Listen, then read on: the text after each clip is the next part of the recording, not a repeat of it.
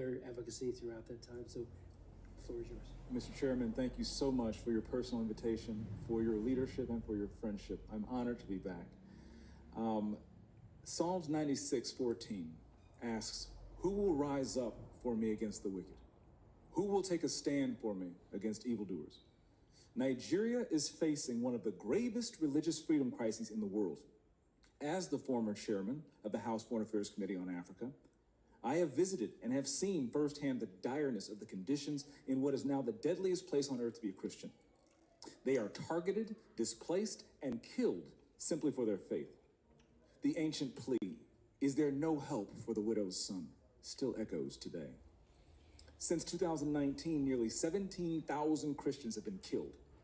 In the first 7 months of this year alone, hundreds more were murdered. On June 13th, during the Yellowater massacre, more than 280 Christians were slaughtered in a single day.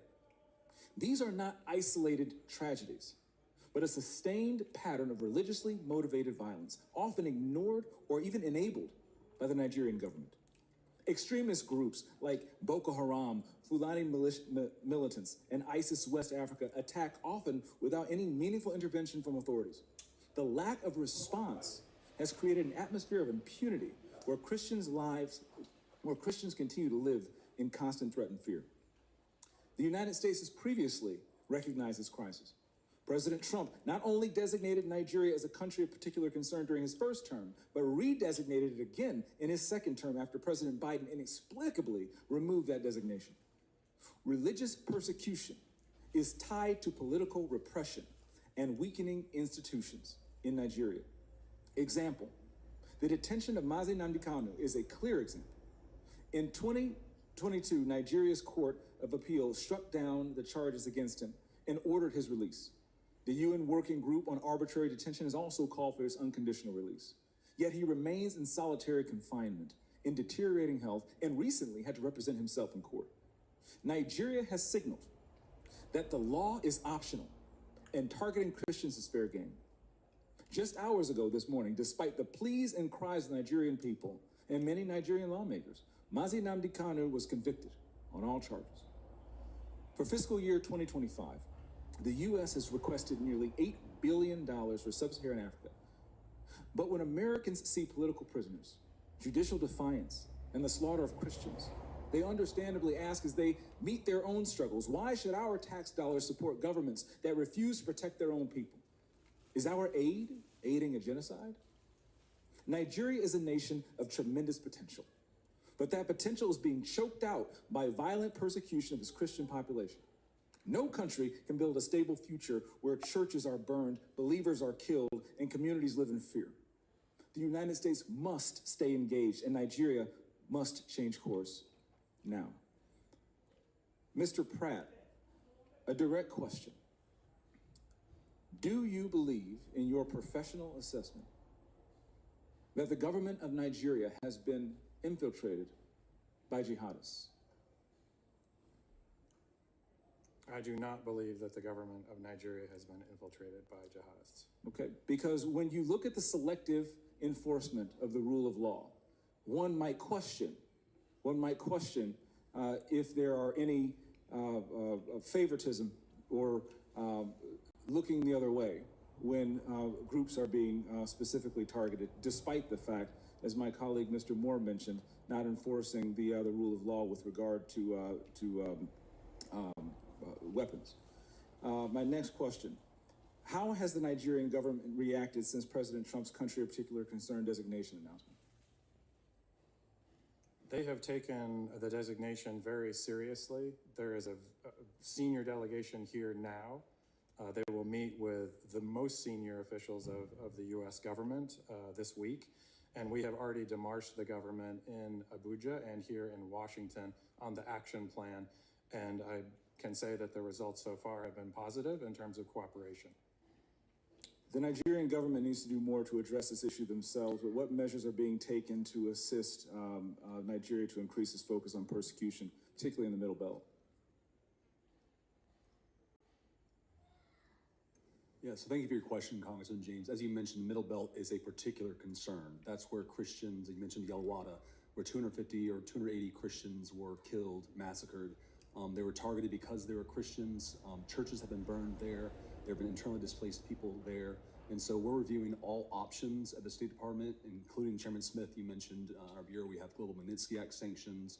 We have other tools at our disposal as well to make sure that Nigeria, the Nigerian government gets the message that we are serious about the persecution of Christians and other communities as well, but particularly Christians right now who are suffering disproportionately in the Middle Belt.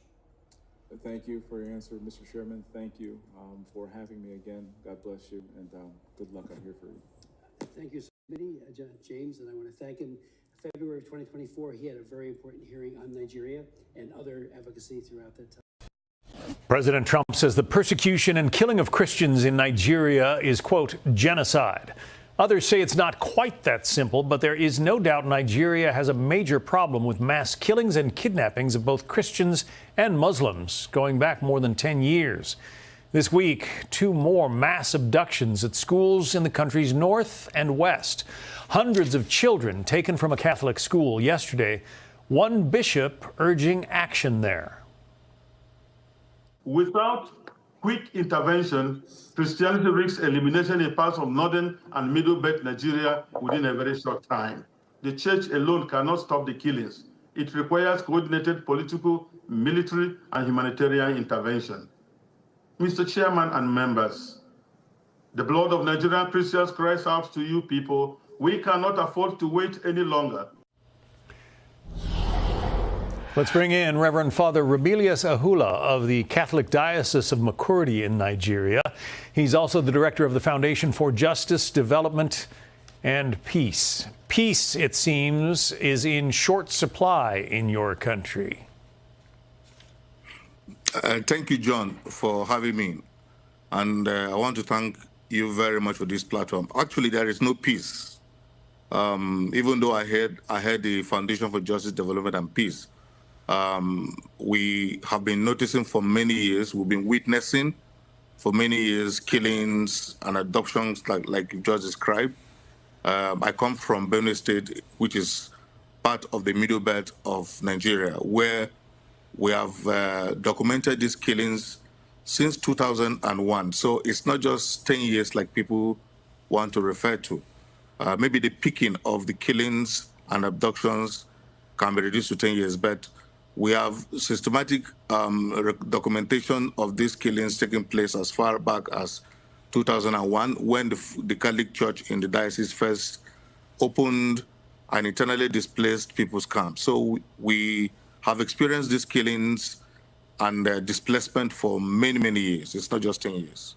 Those 350 schoolgirls that were kidnapped, what happens to them? I mean, what are the chances of getting them freed, do you think? Very little, sorry to say. And I say very little because this is not the first. If you have followed the history of Nigeria in the recent past, schoolgirls were kidnapped in 2014. In 2015, others were kidnapped. There is a famous girl who was kidnapped in Dapchi alongside other girls that is called Leah Sharibu. She's not been returned to her parents, to her family up to now.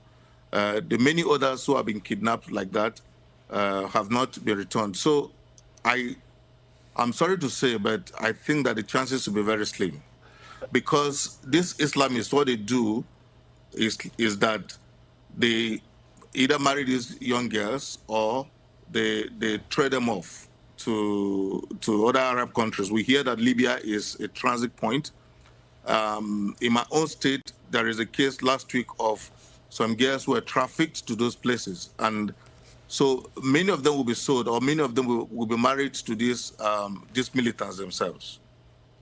We have a map that shows the situation in your country. The north, largely Islamic. The middle part of the country, sort of a bit of a mixed bag. And the south is predominantly Christian. But we note the locations of the Boko Haram hotbeds. Boko Haram is perhaps the worst offender, is it not, when it comes to violence against Christians?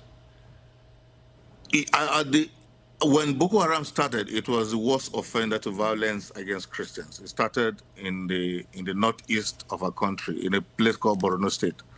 When they started in the 2000s, they used to be the most deadly Islamic group. As I speak to you today, the deadliest Islamic group will be the Fulani ethnic militia that is operating in the middle belt of the country where you highlighted, and you have the picture very well. So the Fulani militants come in their numbers. They are armed with AK-47s. They come on motorcycles. They surround villages, displace a lot of people, kill as many as they can. I'm sure you are aware of what took place this year in my own state. It's just some kilometers away from the capital state of Makurdi, in this city called Yelwata, where they came shouting Allahu Akbar, and they killed over 270 people. I have the names of every individual who was killed on that day. So this is not just happening in Benue State. Also, Plateau State has been very much hit by this Fulani ethnic militia. So it is true that Boko Haram is deadly, but in the last 10 years or 12 to 10 years, the Fulani militants have overtaken Boko Haram in the brutality of killings that they are doing and stuff like that. Yeah, so much for the so-called religion of peace.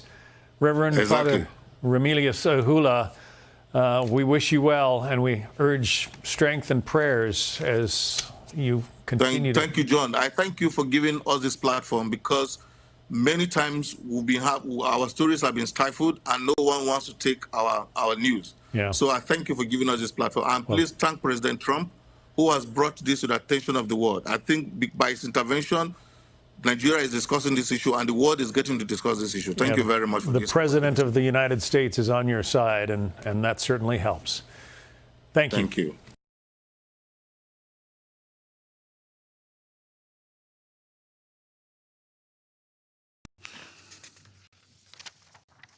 I resume my function as President of the Council. I now give the floor to the representative of the United States. Thank you, Mr. President, and thank you for chairing this important meeting. Thank you to our briefers, Secretary General Guterres, and ECOWAS Commission President Dr. Touré. Colleagues, as we speak, Al-Qaeda-affiliated terrorists in the Sahel have paralyzed Mali with a fuel blockade. Colleagues, the situation is dire there. We see Al-Qaeda aiming to take over the entire country. The United States acknowledges the counterterrorism efforts of the Malian armed forces against these and other terrorist organizations such as ISIS, Sahel, but the situation is worsening quickly. We remained deeply concerned about the incidents of kidnapping, the incidents of hostage-taking across the Sahel as a means to finance these terrorist activities. Unfortunately, since the veto of the UN sanctions regime in 2023, it has been deeply disappointing to see Mali's security situation continue to deteriorate. That decision removed critical tools from the international community that it relied on to promote accountability and to promote stability. And the result has been an uptick, a massive surge in violence, has been a shrinking space for dialogue and growing risk for civilians across the country and across the region. The terrorist threats are not only intensifying, they are spreading, they are shifting southward, as evidenced by the terrorist attacks we've seen in Benin and Togo. But particularly, the United States is concerned and outraged by the ongoing slaughter of thousands of Christians in Nigeria by various ethnic militias in the Middle Belt, as well as terrorists like Boko Haram and ISIS West Africa in the north. It is tragic and it is unacceptable. Churches are burning, villages are being razed, thousands are killed, clergy murdered simply for wearing a cross, for being a Christian, for daring to say they worship Jesus as Christ. Just yesterday, 25 little girls were kidnapped from their school and one school official murdered trying to protect them from MAGA Comprehensive Girls Secondary School in Kebbi State. Colleagues, this is happening. It's undeniable, and it's unacceptable. The United States condemns these attacks in the strongest terms, and it demands accountability.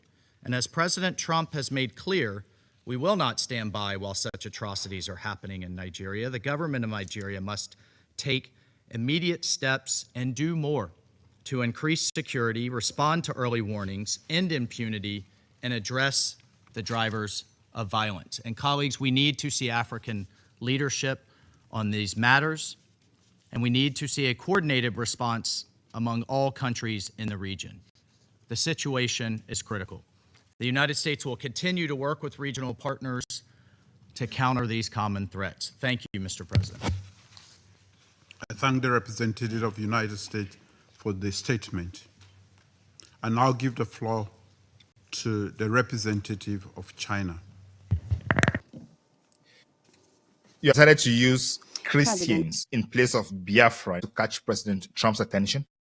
Well, I wouldn't say in place, but rather in connection with, because the Biafra issues both has ethnic undertones, but also it's a religious. There are religious connotations to it as well, because the Biafrans are predominantly Christian, and so we have advanced the Biafra issue in conjunction with the issue of Christian persecution in Nigeria, because those are connected issues and related issues. It's just the Biafra issue also has some specific nuances to it beyond also the Christian issue as well. So you're saying that you added Biafra and Christian advocacy to catch President Trump's attention. Am I getting that clear? That's correct. And those are related issues. Cameroon on October 12 had presidential elections. The Constitutional Council declared Paul Biya the winner, that is the incumbent president. Issa Chiruma on the other side published results from the polling stations, and those results showed he won. But the Constitutional Council and the elections management body have not published the results polling station by polling station. Well, what I would say is, and again, these are things that I already highlight in my capacity of representing the Amazonians, but Paul Biya has been a longtime dictator in Africa. He's 93 now. He wants to be president until I think he's 100, which I think will be a record. And Cameroon, under his tenure, has not had free and fair elections. They've been Cameroonians, whether they be Amazonians or other Cameroonians, have had a history of being oppressed under the Biya dictatorship. And I think someone.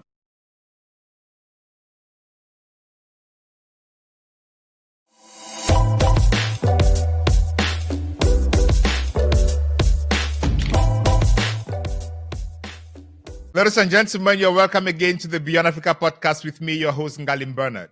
At the Beyond African podcast, we tell African stories that change lives. Today, we are discussing not Cameroon, but the United States and Nigeria. All this because it is important within the global context of Cameroon and Africa. Why? You'll get to understand that in the course of the conversation. President Trump recently redesignated Nigeria as a country of particular concern on religious freedom grounds, citing alleged widespread attacks on Christians. He publicly threatened to cut U.S. aid to Nigeria and instructed Pete Hegseth, the United States Department of War Secretary, to prepare for possible military intervention if the Nigerian government continues to allow the killing of Christians. This rhetoric, or this approach, you would say, has generated alarm in Nigeria and abroad. And of particular interest are a group of people who have been identified as key lobbyists in the United States. We have one of them in the studio today, and he's going to discuss with us what role he has played or his organization has played, and why the United States considers the current unfortunate events in the United States as an attack on Christians, and if that is the right designation, or if there is any other thing behind that designation, and where we are going to, how we are going to get there, and if there are going to be any repercussions both for Nigeria and the United States. And if there is, what is going to be the repercussions for the rest of the continent? Mr. Elias Gerasulis, you are welcome to the Beyond Africa podcast. It's an honor to be here, Bernard. It's a great pleasure to be on this show. I congratulate you on this very successful program that you've created, bring eminent experts on Africa to speak about these issues of importance. So it's just an honor to be on your show, to have this discussion. In way of introduction, as you alluded to, I'm a lobbyist here in Washington, D.C., a partner with the firm Moran Global Strategies. I represent a number of international clients on the African continent. One of the clients that I represent, which we'll discuss more, is the Biafra Public Government in Exile, which is the political arm of the Biafra independence movement. And in that capacity, I've played an active role in shaping U.S.-Nigeria policy, including the current posture coming out of Washington, taking a very harsh stance against the government of Nigeria for a number of issues, including the Christian genocide that you mentioned. So I look forward to having this productive discussion. Thank you so much, and thanks for that clarification, because you're making it very clear that you have a client. Therefore, I don't expect you to be very objective. I expect you to be subjective and defending the interests of your clients on this conversation. Am I right?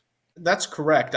I'm very open about who I represent. It's public information. And I think as a point of ethics, if people were to represent certain interests, they should make that clear when asked questions about those interests. So I think I have an obligation to tell the audience exactly how I'm involved with this, because I'm not simply a neutral outside observer. I'm active in shaping U.S.-Nigeria policy on behalf of certain interests, and I think I have a moral and ethical obligation to make that clear to you and the audience, and look forward to having a further discussion. And even though I do come with a certain perspective, I will make sure to separate whatever my personal opinions are from clearly established facts. Thank you. I would like us to start the conversation by looking at the recent President Trump designation of the problems in Nigeria. He said there is a Christian genocide in Nigeria. Why would he call this a Christian genocide? I know you advocate or you represent the Biafran movement, but is what is happening in Nigeria a Christian genocide or banditry, criminality that affects everybody? Yes, I think the reason why we are using, or the U.S. government's using the term Christian genocide, is you're not simply talking about general criminality. When it comes to groups like Boko Haram, ISWAP, and other groups that are engaging in mass murder, there is a religious undertone to these actions.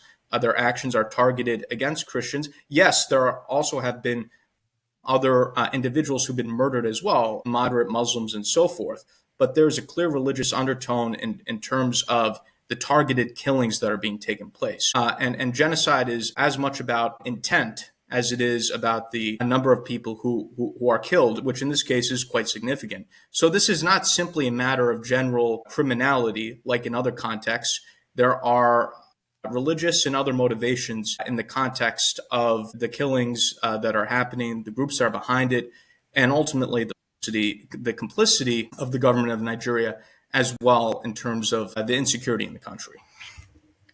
Yeah, when you mention Boko Haram, ISWAP, ISIS, what comes to mind is terrorism. How could terrorism be linked to genocide? These are therefore terrorists who are committing terrorist acts, and then you refer to it as a genocide against Christians. That doesn't seem to match with my understanding. I think you bring up a very good point. I think part of the problem is that the Nigerian government is not an innocent bystander in this. If it were, then maybe a term other than genocide would be used.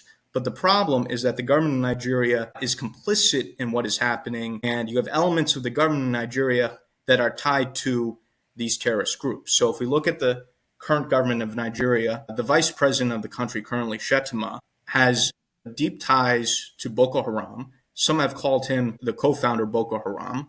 But regardless, everyone, and this is a public fact in Nigeria, he has deep ties to this terrorist group. There are photos that are available. Politicians in Nigeria have talked about this. What I'm saying is not a speculation. It's an established fact in terms of his ties.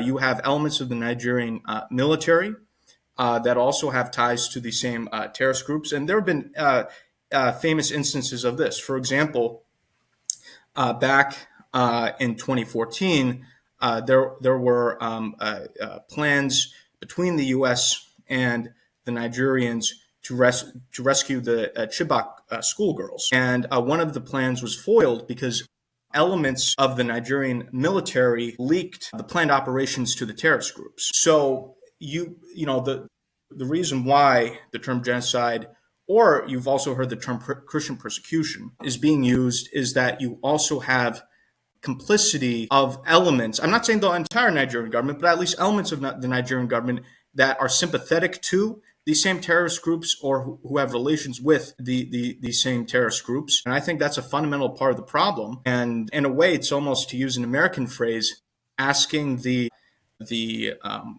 wolf to guard the sheep, or to ask the fox to guard the henhouse. Because how could we hope that a government could effectively fight the same terrorist groups in which some extremely senior members of that government have relations with those groups? And again, even politicians in Nigeria have openly talked about, we have this dangerous situation in which elements of our own government are tied to terrorist groups. So this is not just Elias's opinion. So Let's look at it this way. The United States has legal instruments like the Magnitsky Act and other sanctions that they could apply to the individuals you have identified and mentioned, if at all they are guilty of what you are mentioning. Why doesn't the Nigerian government or the United States government use those tools at their disposal to target the individuals they know are directly linked to Boko Haram, instead of categorizing a whole nation as suffering from genocide, understanding that maybe the vice president, as you say, is part of it, but then the president himself, who is the commander-in-chief of the armed forces, is not part of it? Is that not a mistake on the side of the United States? I don't think it's a mistake, and also I don't think these things are mutually exclusive. So you talk about targeted sanctions. That's the next step. President Trump has designated Nigeria as a country of particular concern, which is an appropriate designation, given their poor record on religious freedom. But additional steps need to be made. Simply designating the Nigerian government as a country of particular concern is not sufficient. There have been talks and efforts in the U.S. Congress to go further than what the president has done and to start engaging in targeted sanctions on specific Nigerian officials. And Magnitsky sanctions are an enormously effective tool to be used as almost a surgical knife to identify specific wrongdoers who are engaging in bad acts and are of a malignant influence. I fully support Magnitsky sanctions. Currently in the U.S. government, people like Senator Ted Cruz, who we've met with, has publicly talked about how he knows who the guilty parties are. There are lists that are being considered now in Washington. Names are being discussed. These things aren't overnight. They take time. I will anticipate over the coming months that there will be a push for certain Nigerian officials to be sanctioned under the Magnitsky Act that you referenced. So, you actually mentioned something that we completely agree with, and I think you'll see as one of the next steps. And the great thing about the Magnitsky Act is, again, these are targeted sanctions that specifically go after the wrongdoers rather than having something that's just generalized. So, targeted sanctions are effective, and those actions will be pursued. I understand that is just a first step, and there could be second steps or third steps. But President Trump was very emphatic about using military attacks, and he already told Secretary Hegseth to prepare to attack Nigeria, meaning he understands, or they already know where the terrorists are, and they could just go there and obliterate them, as he did with the nuclear arsenals in Iran. So why take all these steps if he already knows that is where the problem is and the terrorists could be obliterated? Right. Those are two things, right? One is a symptom of the problem, which can be addressed through military action, right? Eliminating specific terrorists. But the problem will continue if the government of Nigeria continues to have politicians that have relations with these terrorists that covertly support these terrorist groups. So there can be operations that are done to eliminate terrorist cells and terrorist operators in Nigeria. But ultimately, we also need to engage on using the diplomatic tools. It's not enough to use military tools. You have to use diplomatic tools in order to. But you use military tools after diplomatic tools have failed. But President Trump started with military tools. Well, as you can see, we haven't engaged. The U.S. government yet is considering its options, right? There haven't been military operations, full-scale military operations yet. And the President Trump has a very unique style, if you will, in terms of dealing. That's very unique, right, amongst the presidents that we've had. And I think that in dealing with a country like Nigeria, where people have for years been complaining about these issues, and the government of Nigeria has refused to listen to the suffering of its own people, I think, frankly, a straightforward style of the president is what's needed in order to show the government of Nigeria that we're serious and that they can't continue with what they've been doing. And you can see that the president's style has caused the Nigerian government to have a reaction, whereas for years they've just been completely blasé. And a lot of my friends in Africa very much like the president's straightforward, no-nonsense style. And I think when you're dealing with a country like Nigeria or some of these other countries where you have bad governments, diplomatic whispers often don't move the needle. You need to be a little bit more aggressive. So I think it's part of the president's diplomatic style of carrying a big stick. And I think sometimes that's what's needed. And I think it's been effective in this case. I think President Trump's direct style, where he breaches diplomatic protocols, is one of the strategies that he uses to get things going and resolving problems around the world. But let's come back to talk about the funders of the Boko Haram. You have been emphatic that military officers in Nigeria and politicians are part of that movement. But we have on record on the floor of Congress a congressman reading an audit of USAID. And in it, he claims that the USAID has been sponsoring Boko Haram. So why is President Trump putting the responsibility on Nigerians and Nigerian leaders while there is evidence from the United States side, read by a congressman on the floor of Congress, that the USAID has been participating in this? Why is the responsibility falling only on Nigerians now? Well, the responsibilities, as discussed, are falling not on Nigerians, not the Nigerian people, but these horrible, horrific Nigerian politicians. And I want to make on the United States side, there seems to have been action sponsoring that too. Yeah, well, and you see what President Trump did on that front. President Trump has shut down USAID and has folded USAID into the State Department, and a lot of ineffective programs were eliminated. Again, I'm not. I try to work to influence U.S. policy in directions in which I think they are the right directions. That doesn't mean that everything the U.S. government has done has been correct. Sometimes mistakes have been made. And I think the president made the right choice in terms of deciding to make reforms within our administrative state. So again, the same USAID that you're mentioning that the congressman talked about is the same USAID that the president has shut down, and it's now been folded in the State Department. Programs like that.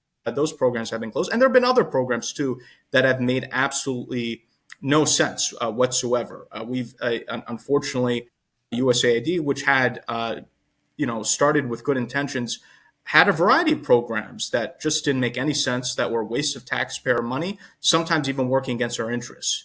So I think that that's a perfect example in terms of why there have been reforms. But nonetheless, the primary responsibility is for the problems in Nigeria is the government of Nigeria. Yeah, thank you. I just want to make a clarification here.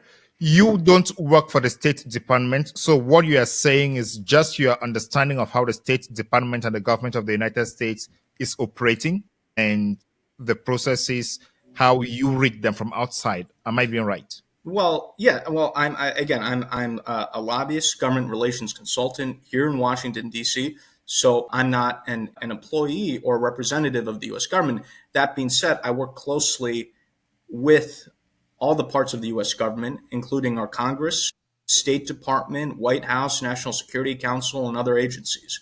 So I'm not a representative of the State Department. I'm not a formal representative of the U.S. government, but these are all officials whom I talk to, who I work closely with, who I try to bring my information to and my perspective to. So I hope that provides a clarification. Thank you so much. Let's go back to talk about the categorization of the genocide.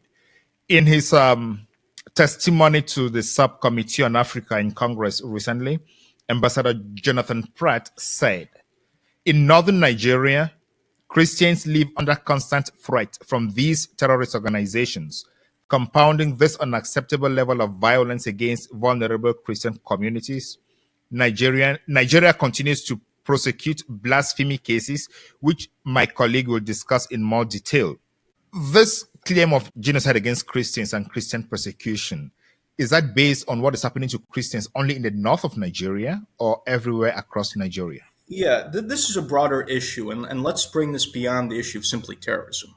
I think some context is needed here. Nigeria is almost evenly split between Christian and Muslim.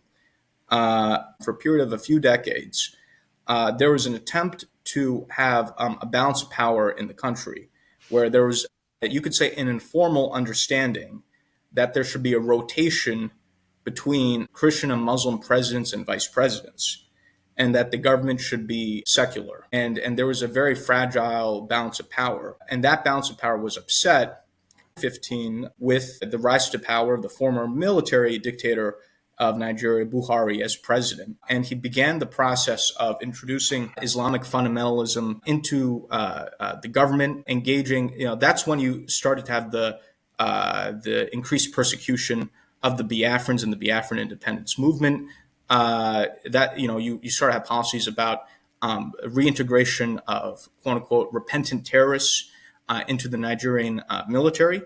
And this process of fundamentalism coming into the government has continued, whereupon now in the current government, I talked about Shettima, but you have in both President Tinubu and Shettima for really the first time a Muslim ticket, where you don't have Christians in either the presidency or the vice presidency. You also have the spread of Sharia law in the north of the country, and now there are attempts to bring that southwards. So, for example, there have been attempts to now introduce Sharia law into parts of the southwest of the country, what we call Yoruba land, for example, right? And the Yorubas tend to be more religiously moderate, but now they're trying to bring Sharia law into the middle belt, even south into the country. Some of these radical politicians are trying to make these sorts of proposals.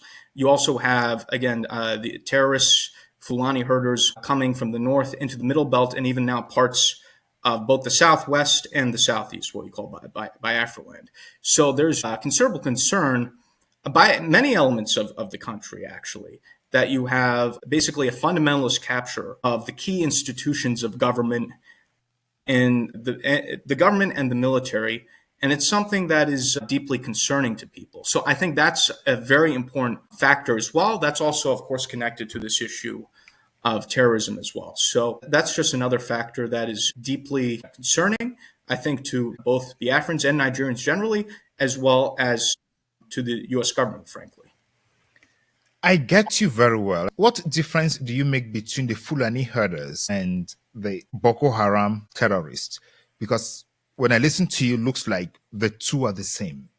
No, I didn't say the two are the same. I'm saying there have been issues by those groups and other groups in terms of murders of innocent civilians, and the situation has gone completely out of hand in the country. So I did not, I didn't say all these groups are the same. They have different nuances, but they all contribute to the problem. So at what time, I am asking these questions because I understand that your work informs the United States government on what is happening in Nigeria. So at what point do you make a difference between a Fulani herder attack on farmers and a Boko Haram attack on farmers or on Christians? How do you make that difference? I'm not sure if I really understand the question. I think it's almost, splitting hairs in terms of if the government of Nigeria is not only not protecting the country, but you have politicians that are tied to radical groups that are killing innocent civilians.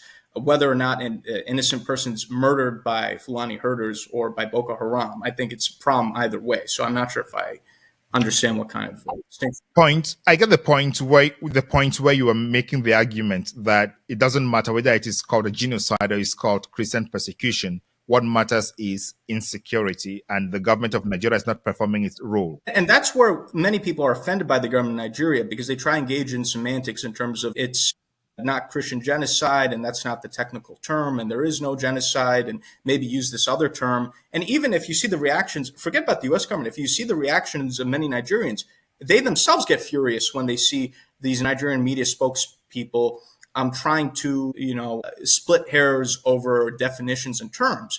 And you'll hear many regular, not just Biafrans, but Nigerians generally, say, hey, listen, the country is a disaster. We're moving towards a failed state. We have problems. People are being killed, and yet you're trying to, make a debate over terminology. So, I think this is something where, even people in Nigeria are very, very upset, and they want their own government to be held accountable for what's happening.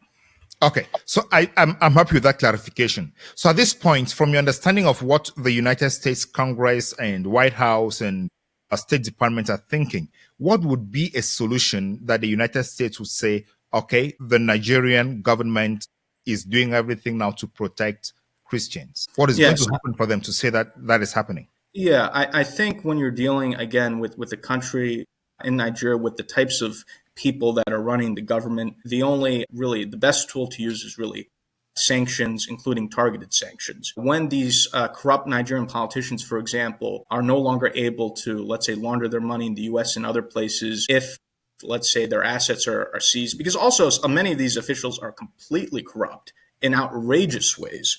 And there have been a number of stories about the corruption of Nigerian officials. So if we were to go after officials who are complicit, who are part of the problem, sanctioning them and holding them accountable, I think that would be the best way to change their behavior. Simply trying to nicely ask the Nigerian government officials, oh, please do something.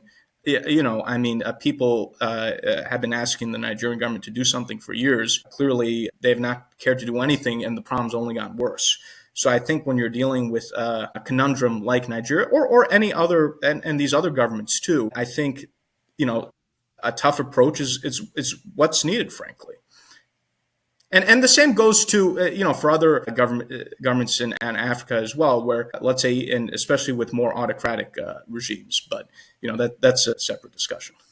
Yes, we're going to talk about that in a moment. I want us to switch gears now and talk about Biafra. So we'll definitely talk about autocratic governments like the government of Cameroon when we talk about Biafra in this case. In an article by the Africa Report, they say former U.S. Congressman Jim Moran, who lent a voice to the indigenous people of Biafra movement in 2024, the situation in Nigeria reflects human rights abuses, religious freedom issues, persecution of Christians, increasing Islamic fundamentalism with the Nigerian government and its alignment with U.S. adversaries. But in his statement, Ambassador Jonathan Pratt says, Nigeria is one of the United States' key allies in Africa. Is your firm having this thing wrong? No, I think not at all. I think one thing to clarify is the U.S. government is a very complex machinery.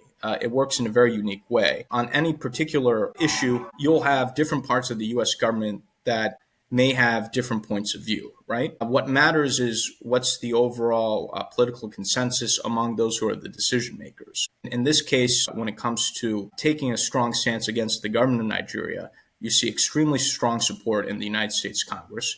I've worked with many of these members of Congress. That's now been reflected at the White House, in the National Security Council, and the President of the United States himself. And ultimately, in the nature of the current U.S. government, what really matters is the policy stance of President Trump.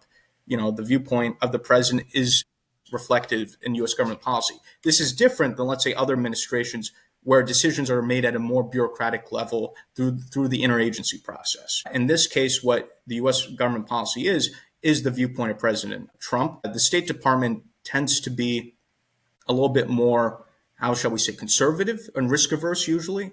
So that's why you have people like Ambassador Pratt making those comments, but that doesn't necessarily reflect the overall consensus and the viewpoint of the people who are the decision makers. Mind you, before this whole topic took off the past 2-3 months in terms of Christian genocide and the stance of the President of the United States, you had people like Masad Boulos, who's another senior State Department official, who try to argue that the Christians aren't being targeted and that maybe more Muslims are being killed. Mr. Boulos has had a past history with Nigeria, given his background, and has friendly relations with the president of Nigeria.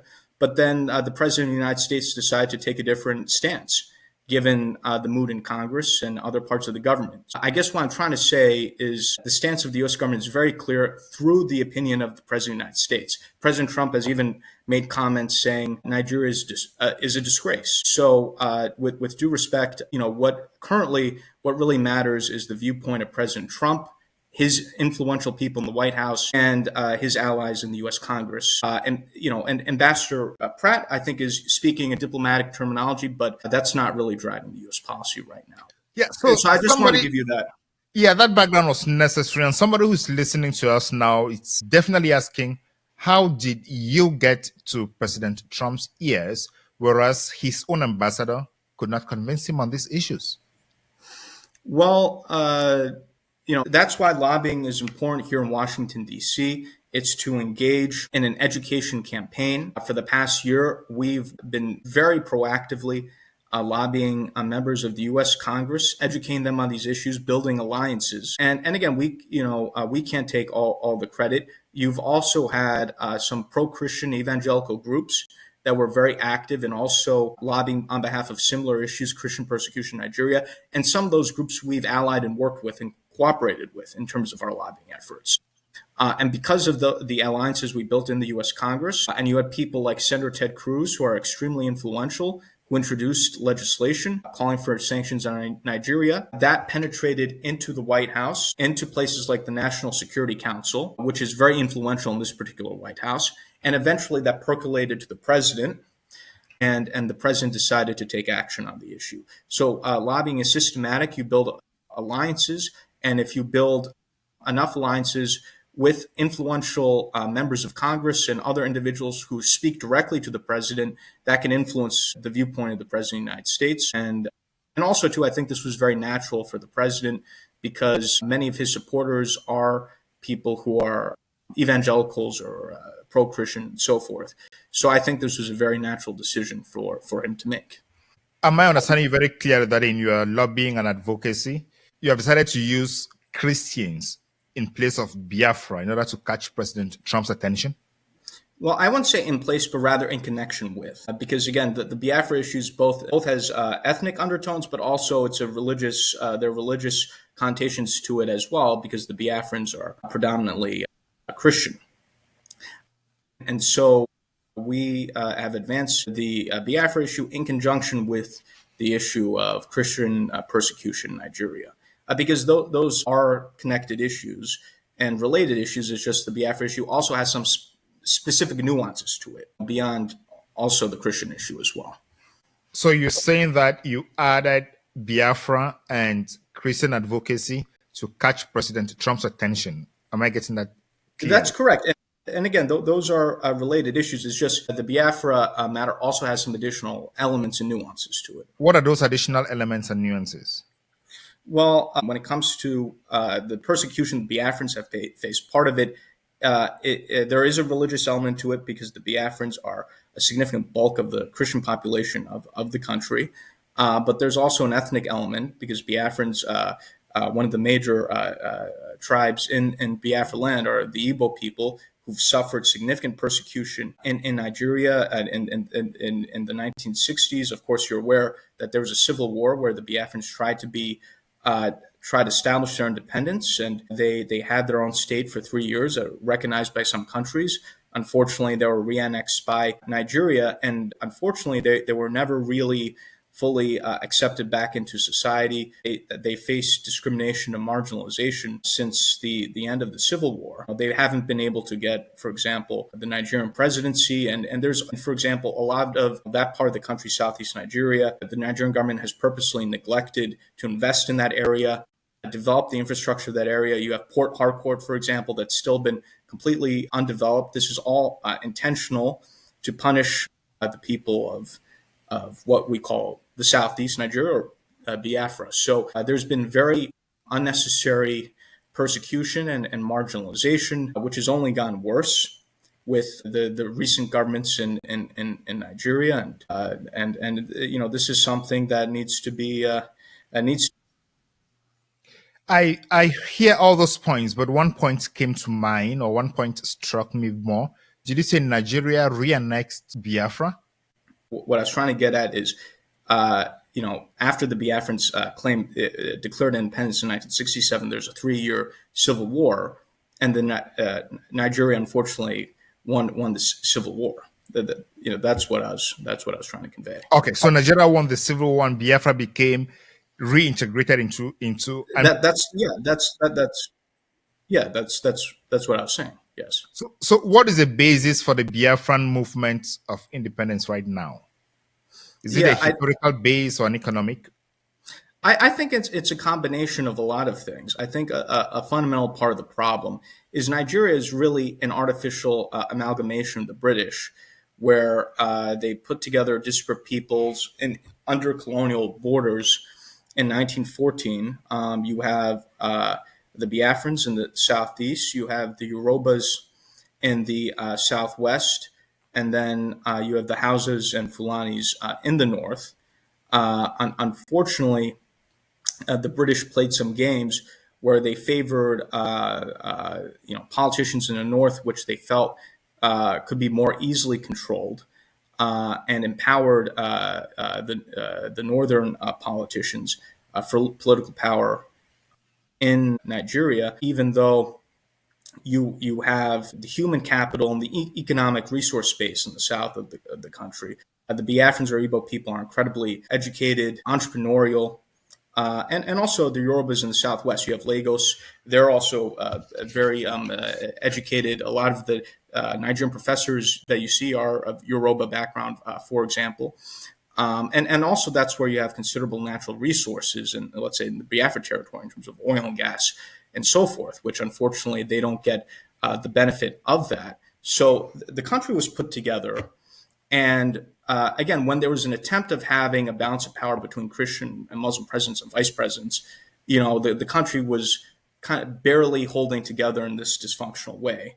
But now that the balance has been upset, the country's totally spiraling into a failed state, because ultimately you have different competing value systems, you know, within the same country. You have parts of the north, again, that are under Sharia law. You have, again, the Biafrans who are completely different in terms of being westward, westward oriented, Christian, highly educated population. So the whole system is disintegrating.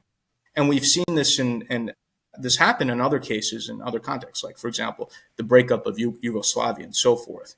So, unfortunately, we're at a situation now where, given just how dysfunctional the country is, other options have to be considered. And what I'm talking about is not radical. Many people throughout Nigeria have talked about we have to really reconsider this whole arrangement. Even people in the southwest, the Yorubas, some of them have called for their independence because they're just concerned that the whole system is becoming dysfunctional and collapsing. So given the state of that country and just how dysfunctional it is and how the system is at odds with itself, I think a lot of people are saying, okay, this is the time to sit back and potentially rethink how Nigeria should work, and if parts of the country should have, let's say, greater autonomy or even their own independence. So this is not a radical point of view, and this is not just a perspective of the Biafrans. Different people in different parts of what we call Nigeria are seriously reconsidering this entire arrangement. So based on these factors you have just outlined, what is your client's final objective? Is it independence or greater autonomy within Nigeria? Yeah, so the eventual goal is independence. But that being said, the Biafra government also is very sophisticated. They understand how international diplomacy is. That's why they're working closely through me with the U.S. government, and we're working on seeing how we can achieve the goal, because it's going to take some time.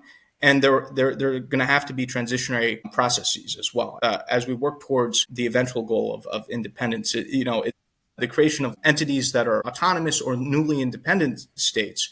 These are things that take time, and it's something we want to be very thoughtful about. So the Biafra government, through my efforts here, is having close dialogue with the U.S. government.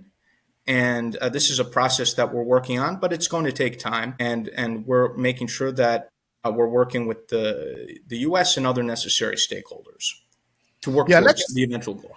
Let's talk again about the religious persecution and genocide as it's being presented. The Nigerian government has refused those claims and said they are gross misrepresentation of the reality. But when President Trump made his statement, supposedly Biafran diaspora was celebrating and jubilating. Do you think the Biafran diaspora is considering this as a win for their advocacy? The president's actions are absolutely a win. And again, what the government of Nigeria is talking about is just complete nonsense. I mean, we see this recently in the life sentence of Nnamdi Kanu, who's a prominent Biafran activist that was illegally kidnapped by the government of Nigeria in 2021 from Kenya. He's the Nelson Mandela of our time. He's been a peaceful activist for an independent Biafra. The government of Nigeria kidnaps that gentleman, drags out his trial for years, gives him a life sentence. Meanwhile, you have the president of Nigeria pardoning drug traffickers, murderers, and convicted Islamic terrorists. So a lot of not just Biafrans, but even other Nigerians, when they look at what's happening, they say, "Hey, how come the Nigerian government, in the case of Nnamdi Kanu, is giving him a life sentence through this clearly politically motivated court case, and meanwhile the president of Nigeria is pardoning criminals, drug traffickers, and former terrorists?" So it's just when you have contrast there so stark, one can't help but come to the conclusion that there's a bias against both Biafrans and also Christians generally in Nigeria, because what else could possibly explain these type of discrepancies? So you're saying that... And this is not just my view, too. Recently, congressional hearing that you alluded to, a member of Congress, John James, highlighted the example of Nnamdi Kanu as a double, the double standard Nigerian government example of Christian persecution in Nigeria. So again, this is not just my point of view, but the point of view of people in the U.S. government and point of view of people in Nigeria, both Biafrans and non-Biafrans.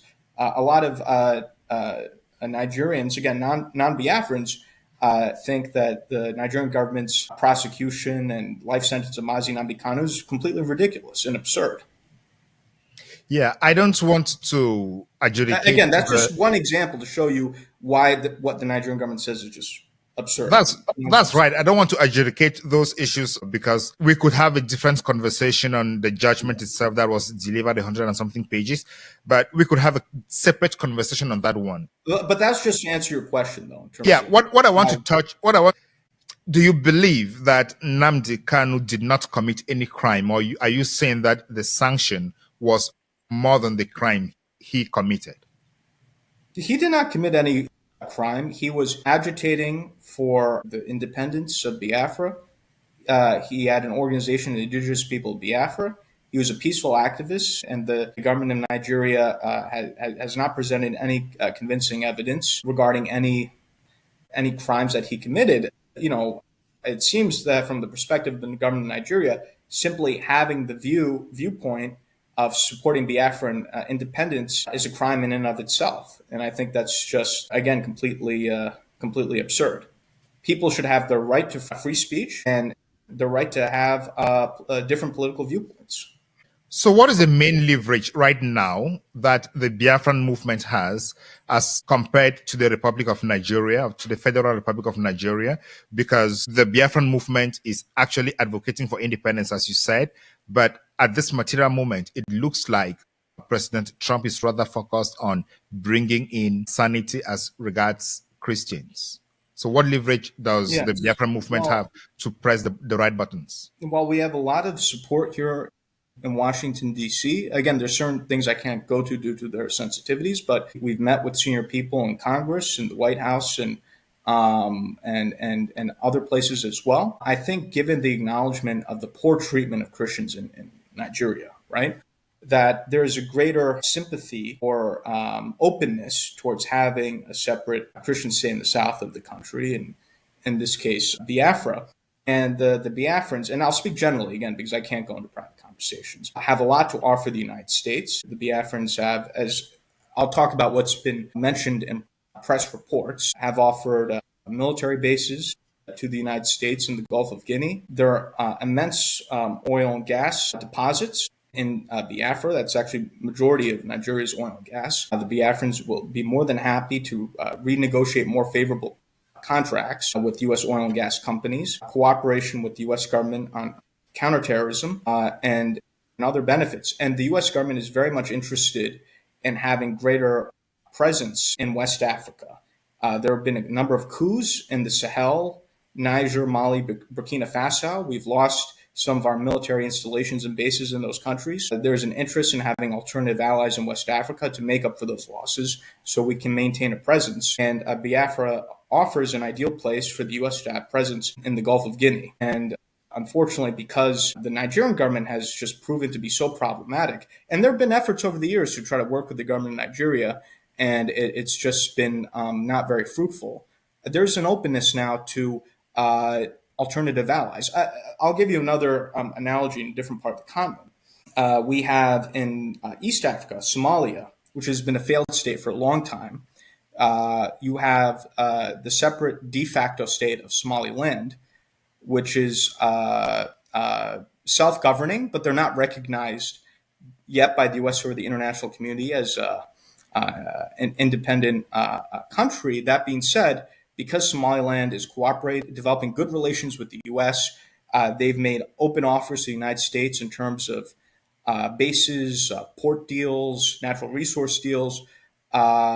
You've had key people in the U.S. government, especially in the U.S. Congress, advocating for the recognition of the independence of Somaliland. President Trump has talked about him looking at Somaliland, and I think it's very likely that the U.S. government will make a deal and recognize the independence of Somaliland sometime during President Trump's term.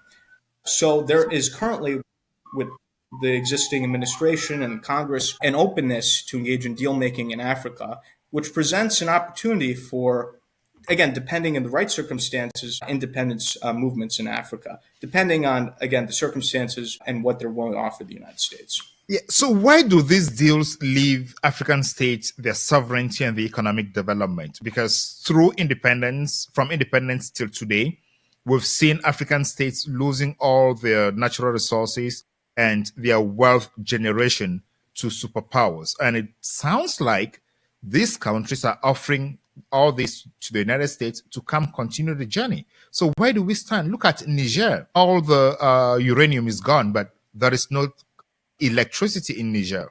Nigeria, the oil and gas is all gone, but there is no consequential development. And then what I'm hearing from you is that is going to continue with the United States? No, that's not what I'm saying. You make a good point in terms of, I think a lot of Africans have been exploited by what we could call neocolonialism, where even after, let's say, countries become quote-unquote independent, they're still under undue influence by former colonial powers. I think one of the most controversial being France. And oftentimes the issue with some of the former European colonists, whether it's the French or the Belgium or some of these other powers, is they do business with their former colonies in a way that's exploitative, oftentimes trying to prop up puppet dictators, engaging in economic deals that are bad for those countries that are exploitative. That's not what I'm advocating for, and that is not what the U.S. is advocating for. In fact, I think a greater U.S. presence can offer an alternative for African governments to both kind of these neo-colonialist former powers, as well as an alternative to both the Russians and Chinese. And the way that the U.S. is, it's not this exploitative colonial model, but rather a business style model in which the U.S. can come and say, hey, how can we help make investments in your country such that we could both deepen our relations and we could both make money and prosper together. So it's the viewpoint is not in exploiting the countries or its natural resources, but rather having investments in these countries in which both the U.S. and those countries, whether it's the Biafrans or other places in Africa, where there can be a mutually benefit, where it could be a win-win situation. So Yeah, I want to say I the agree problem with, is the problem is when I listen to you talk, you say the Nigerians or the Biafrans and the Somalis and the Somalilanders are willing to offer the oil and gas, natural resources, and ports for for the U.S. to come in, but I didn't hear the other part where they are coming to invest in those countries so they can generate the wealth within those countries and create. That's exactly jobs. what I'm saying. For where the U.S. can come in, but to make investments to help the Biafrans or to, let's say, help Somaliland take advantage of their natural resources in such a way that the U.S. benefits, but those countries also benefit, and that's a much better model in terms of, let's say, what the Biafrans currently have, where their oil and gas are exploited by both these companies as well as the government of Nigeria, and none of the benefits of that wealth benefits the people of the area. So, we have I think we can have a situation where Biafra, that can determine its own destiny, can have friendships with countries like the United States, that can make investments, right, in its oil and gas industries and other industries where the people of Biafra can finally benefit from their own wealth, their own natural resources. Of course, it'll be of a benefit to the United States as well. So it's a win-win situation. Yeah. What is the blueprint from the Biafran side that they're offering to the United States? Because, as you say, I understand President Trump's foreign policy is driven by national security and investment, which he considers to be economic security, both for the United States and for the foreign countries. But at this point, what is the kind of blueprint? If it is not confidential, tell us, what is the blueprint that Biafra is offering? Do they already have some numbers? Do they have what they're looking at and saying, okay, if we do this, Trump comes in and offers this, then our country is going to benefit by this? If not, wouldn't they be falling back into the situation that we find in Nigeria today? Yeah, so we do have a blueprint. I'm just telling you the generalities of the blueprint, right? In terms of the areas in which we're already having discussions with the U.S., in terms of the oil and gas investments, U.S.-Biafra defense relations, in terms of potential bases and also counterterrorism cooperation and other areas. So I could speak generally in terms of this is what we're offering. There are some more specific things, but again, I can't go into those particular details due to sensitivities, but I'm just telling you what the general items are, which some of this is in the news and public reports. We are having some more specific conversations. I can't go into those specifics. All right. So what is the advantage of having a lobbyist in DC instead of doing or talking to these people yourselves? Because the senators, their doors are open to the public, open to their constituents. They listen to their constituents and receive them. Why should someone be hiring you to go talk on his behalf? Yeah, so the way I would explain lobbying is similar to how you have a professional attorney that you hire to navigate you through the political process, through the legal process. You hire a lobbyist to help you navigate through the political process. And I think there's a term in law that any client who tries to represent themselves in court is foolish, right? There's this phrase for attorneys. And I know you have a legal background yourself. So someone can represent themselves, let's say, in court or at trial, but they're better off having a professional attorney helping them through that process. The same thing goes for the political process, where the U.S. government is extraordinarily complicated to navigate, and people like myself have the knowledge and expertise as to how to navigate the U.S. government, and we provide advice and counsel to our clients in terms of how to best navigate through the U.S. government, who are the right people to meet with, and also how the information should be conveyed and what the message should be. So we act similar in a very similar way as attorneys do. And also people like myself, we have established relations with members of Congress. So a lot of members of Congress are people in the U.S. government. They know me. There's a certain comfort. There's a certain understanding that if I'm to introduce someone, let's say to a member of Congress, that person is vetted, that the cause that I'm representing is legitimate because I have these relations and I'm established here in Washington, D.C. So it produces a certain comfort to be introduced by a party that's known by both sides versus, let's say, someone approaches a member of Congress who they don't know who that person is, right? And the same thing applies to life in general. More comfortable when you're introduced to someone else by someone who you already know, who you have friendly relations with, who you trust. So I have established relations with members of Congress and other people in the U.S. government. They know me, they know my expertise, and that allows me to be essentially a facilitator between myself and these worthy causes. So I hope that gives some perspective. It does give the perspective, and but it's expensive to hire a lobbyist to do this work in DC for on your behalf, not being sure of the outcome.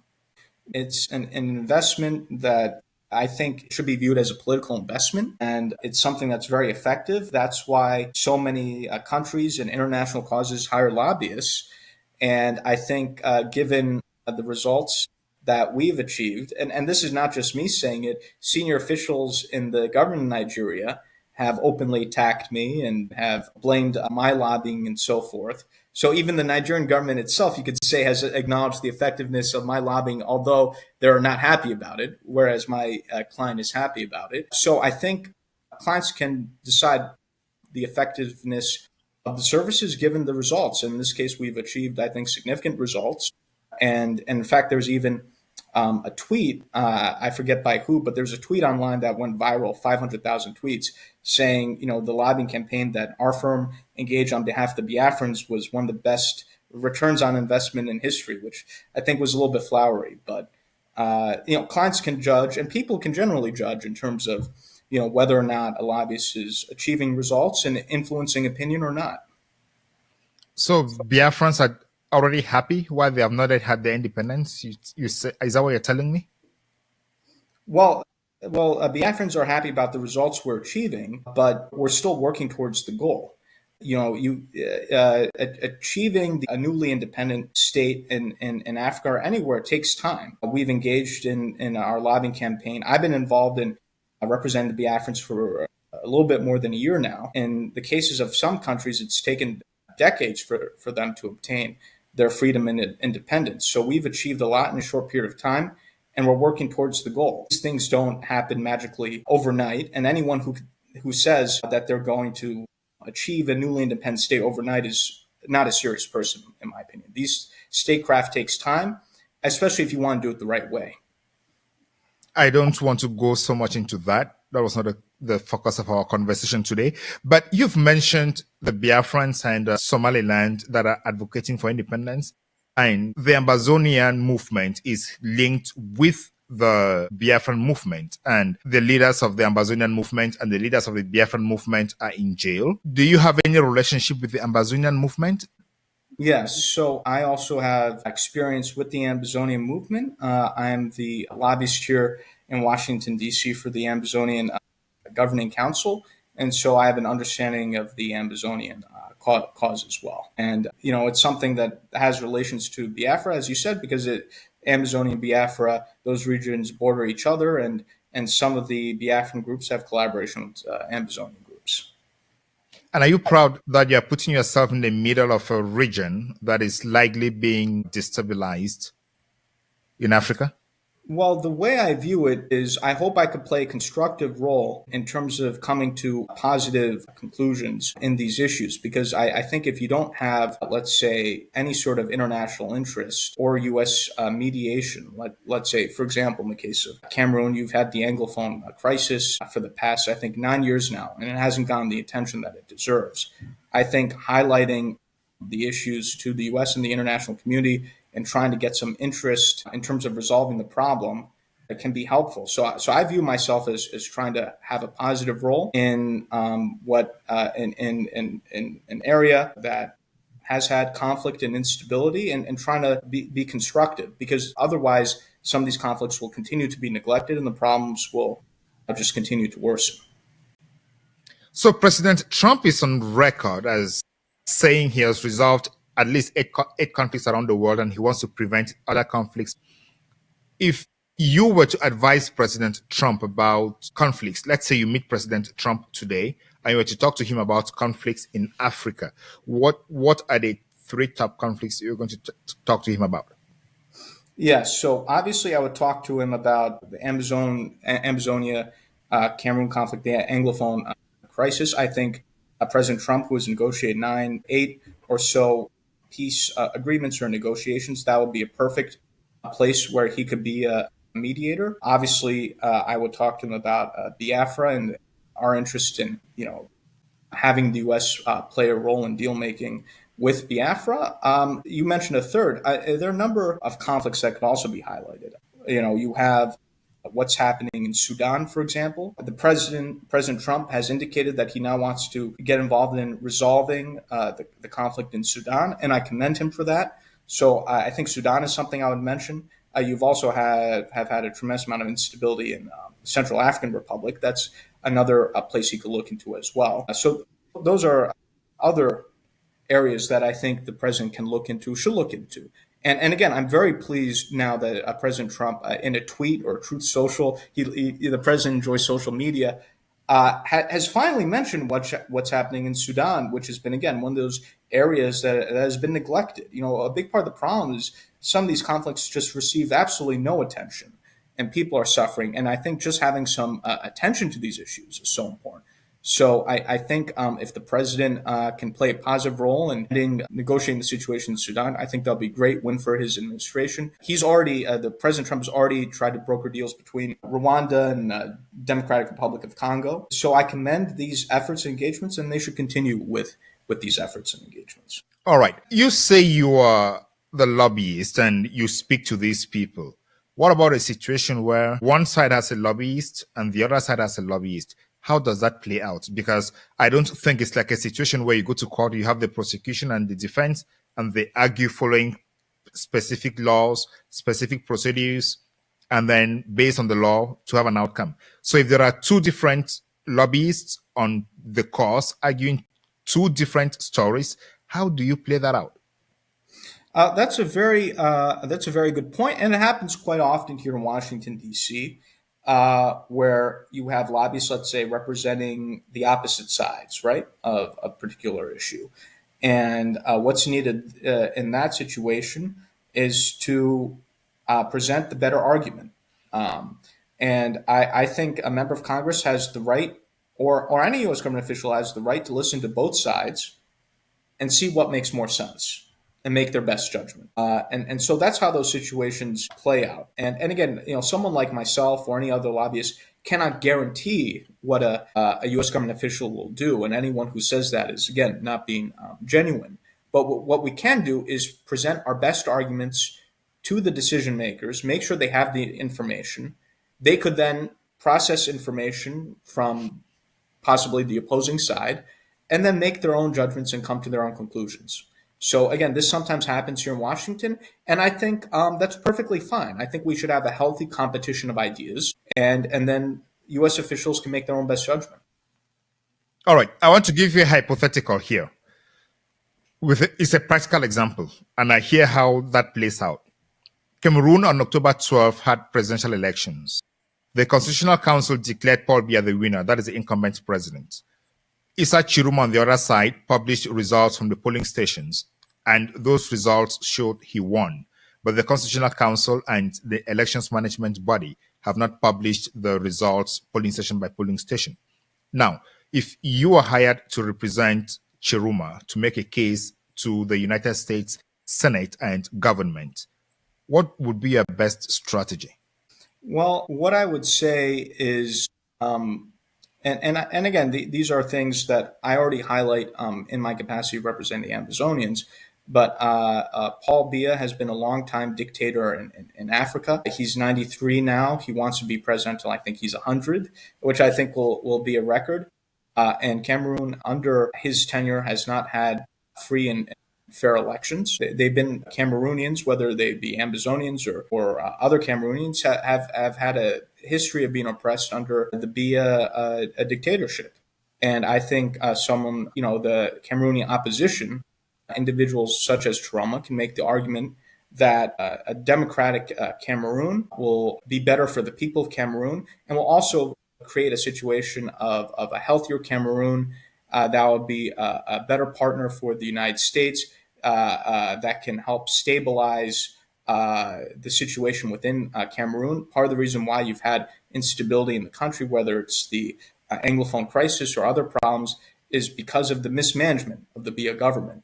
And I think Cameroonian opposition can make the argument to the United States that many of the problems in Cameroon could be resolved if you had a friendly, democratic government which can resolve the problems of the people instead of the situation with the Biya regime where there's suppression and then you have revolts and all these other problems that have come as a reaction to that.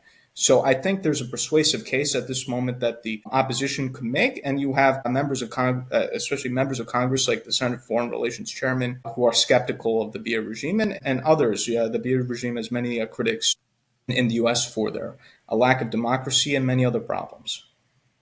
And if BRGIE lobbyist comes in and says, we have a stable government that has stabilized the country for the last 43 years, and we are critical for the stability of the Gulf of Guinea, if we change the system, there is a high probability that the country may go into full-blown crisis, considering the case of the Northwest and the Southwest and the North and the East. And if they say they have held some balance for all this while, and that is what they need for the country right now, how would you counter such an argument? Yeah, I'm sure that's what they would say. But what I would say is, again, the situation has completely come out of control. Under the Biya regime, the situation in the country is not stable, as we've seen with the Anglophone crisis, and that's because of policies of the Biya government. And also, too, he's 93 years old. He doesn't have much more time. You know, his end is inevitable given his age. Regardless, there's going to be a change because at some point, So if he's going to amend the constitution because he has a majority in parliament and appoint a vice president who takes over from him to ensure continuity, what would you say? Well, what I would say is there are many people who are dissatisfied with this style of the Biya regime, which is autocratic in nature. And there are many people in Cameroon that would like to experience true democracy. And so I think that's something that should be given a chance. And I think it will be a beacon of hope, especially a country that's important like Cameroon. If it were to have a transition to democracy, I think that would be a positive development in the region. So I think there's an argument that can be made and should be made there by the Cameroonian opposition. Thank you so much, Elias, for coming to the Beyond Africa podcast. Do you have any last word for our viewers? Yeah, well, it's a pleasure to be here with you. What I say is this is a very interesting time in the continent. I think some of these liberation movements, like the Biafra independence movement and other pro-democracy causes in the continent, should be receiving more attention. I'm glad that some of these issues are receiving attention, but I think more attention needs to be paid to Africa. Africa is often overlooked, even though it's so critical and so important. And so I appreciate the role that your program has in terms of creating additional awareness and appreciation for Africa. And it's a pleasure to be on your program. Thank you so much. We seek to give in-depth time to actors who are discussing and managing issues on Africa because traditional media does not give that amount of time. And we want to have all perspectives on the news. So we share those views. For example, the news would go on saying there is no genocide in Nigeria. But irrespective of the term that has been used, what is important is there is violence and there is need for security because the government is failing. And when we have such conversations, we have a different view of what is happening around the world. And that is the essence of the Beyond Africa podcast. We are here to tell African stories to change lives in Africa.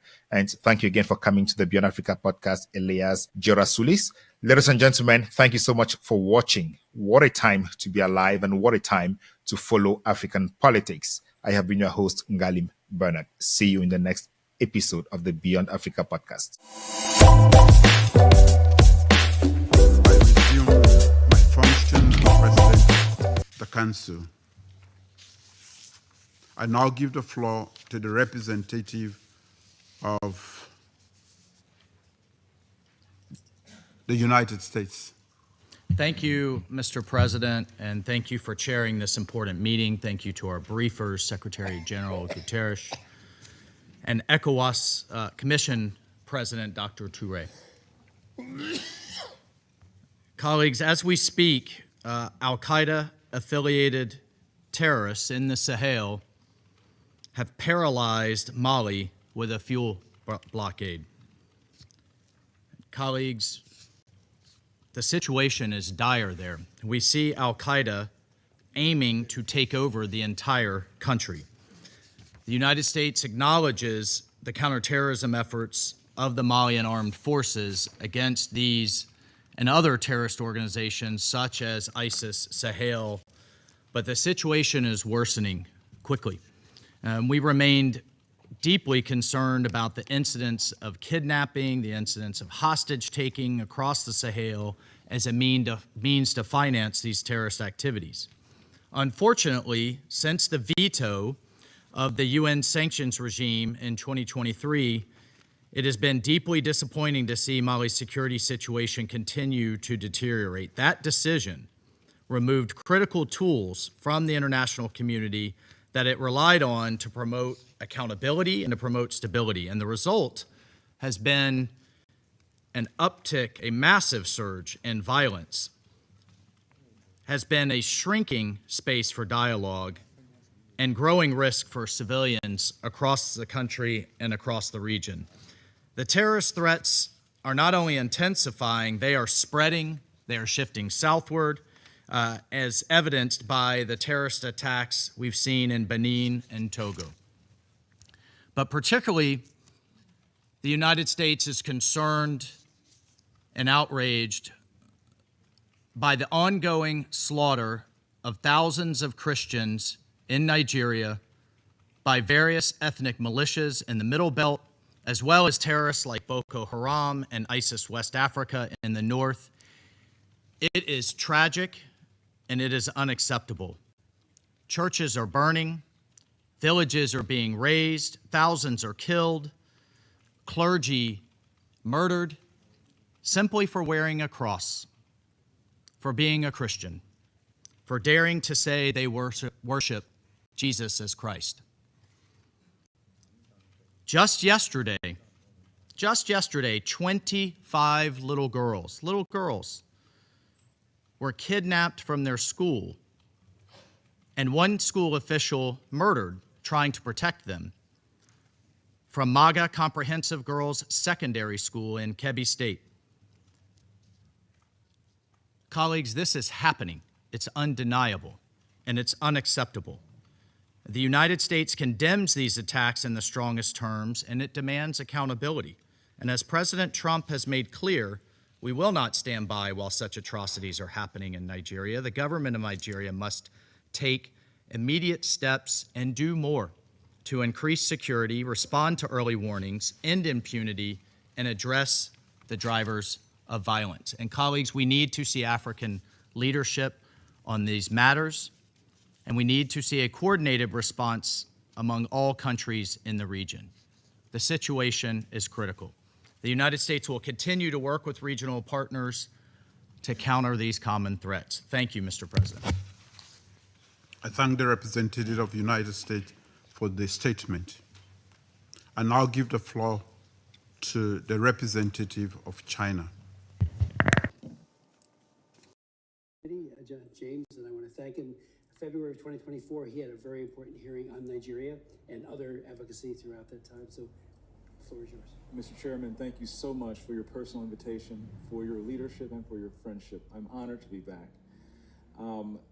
Psalms 96:14 asks, "Who will rise up for me against the wicked? Who will take a stand for me against evildoers?" Nigeria is facing one of the gravest religious freedom crises in the world. As the former chairman of the House Foreign Affairs Committee on Africa, I have visited and have seen firsthand the direness of the conditions in what is now the deadliest place on earth to be a Christian. They are targeted, displaced, and killed simply for their faith. The ancient plea, "Is there no help for the widow's son?" still echoes today. Since 2019, nearly 17,000 Christians have been killed. In the first 7 months of this year alone, hundreds more were murdered. On June 13th, during the Yellowwater massacre, more than 280 Christians were slaughtered in a single day. These are not isolated tragedies, but a sustained pattern of religiously motivated violence, often ignored or even enabled by the Nigerian government.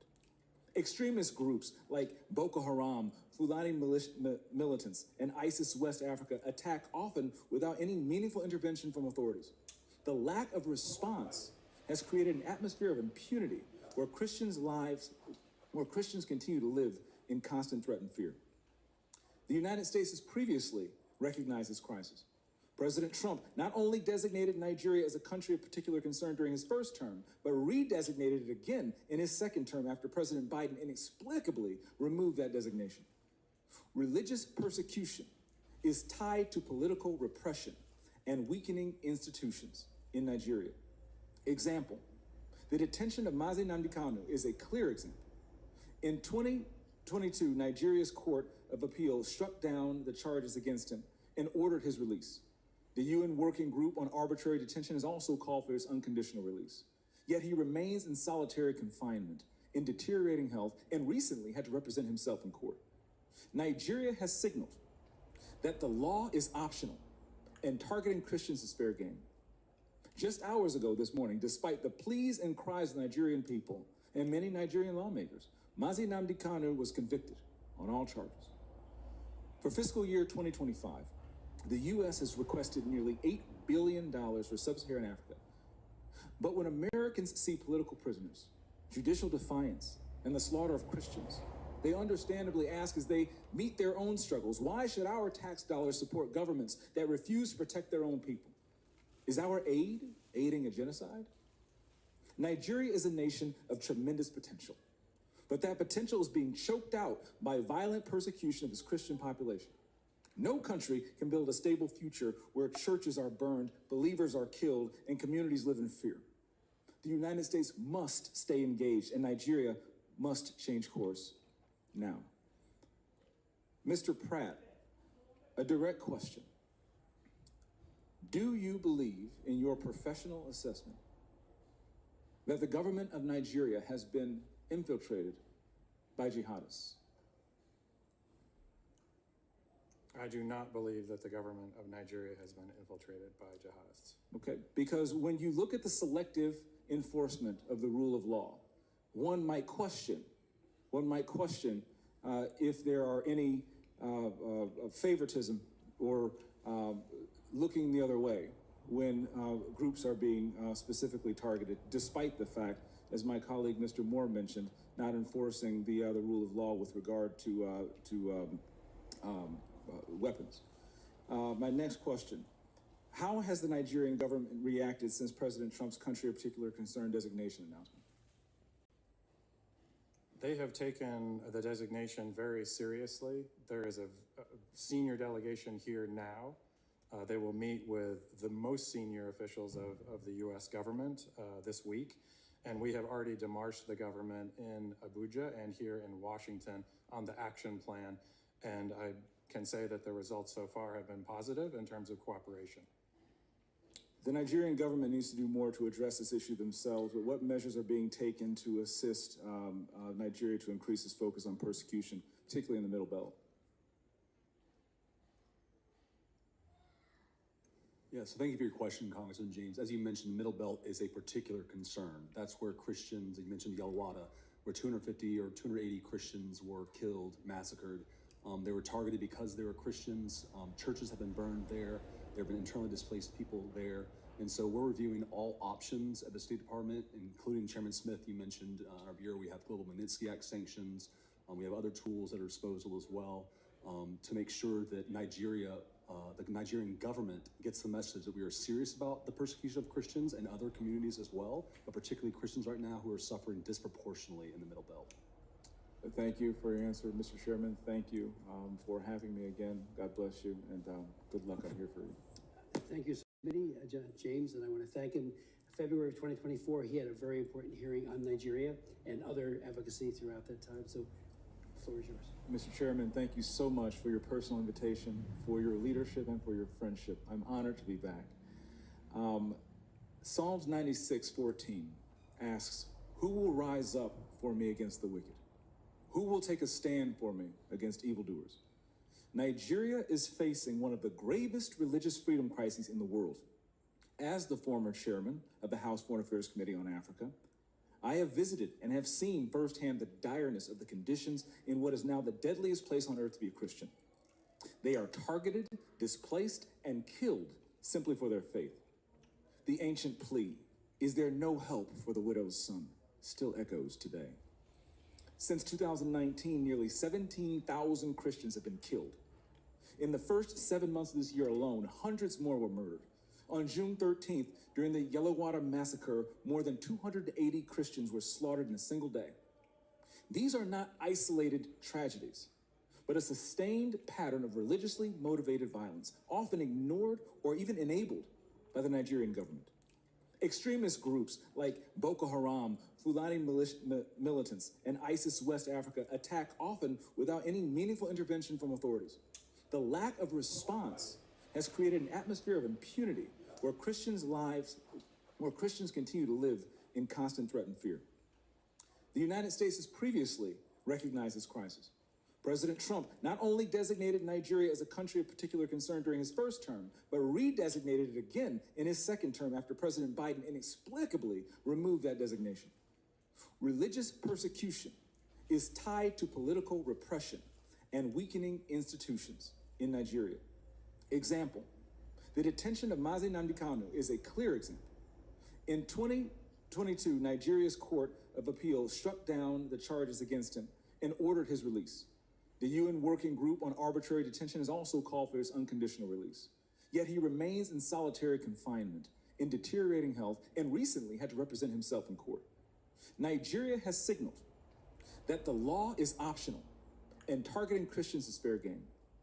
Just hours ago this morning, despite the pleas and cries of the Nigerian people and many Nigerian lawmakers, Nnamdi Kanu was convicted on all charges.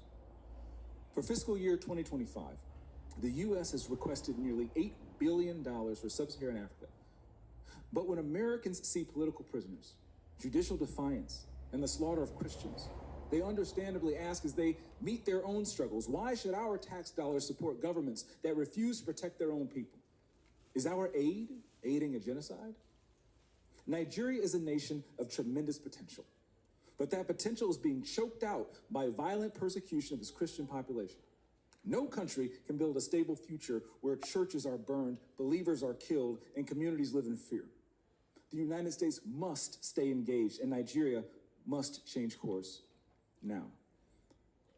Mr. Pratt, a direct question. Do you believe in your professional assessment that the government of Nigeria has been infiltrated by jihadists? I do not believe that the government of Nigeria has been infiltrated by jihadists. Okay, because when you look at the selective enforcement of the rule of law, one might question if there are any favoritism or looking the other way when groups are being specifically targeted, despite the fact, as my colleague Mr. Moore mentioned, not enforcing the rule of law with regard to weapons.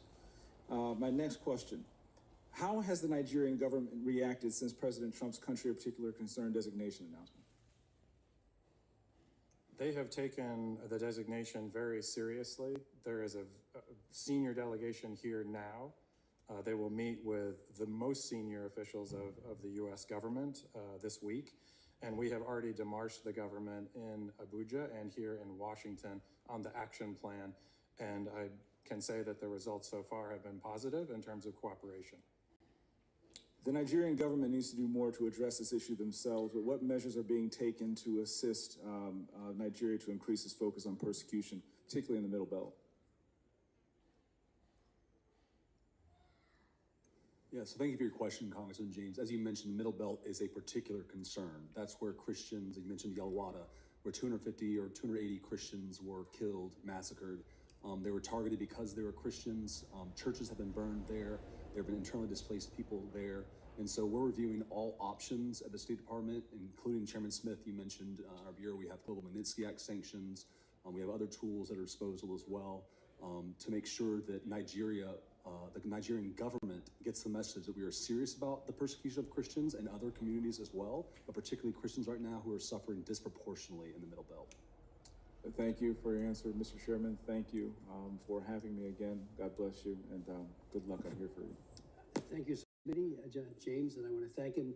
February of 2024, he had a very important hearing on Nigeria and other advocacy throughout that time. So the floor is yours. Mr. Chairman, thank you so much for your personal invitation, for your leadership, and for your friendship. I'm honored to be back.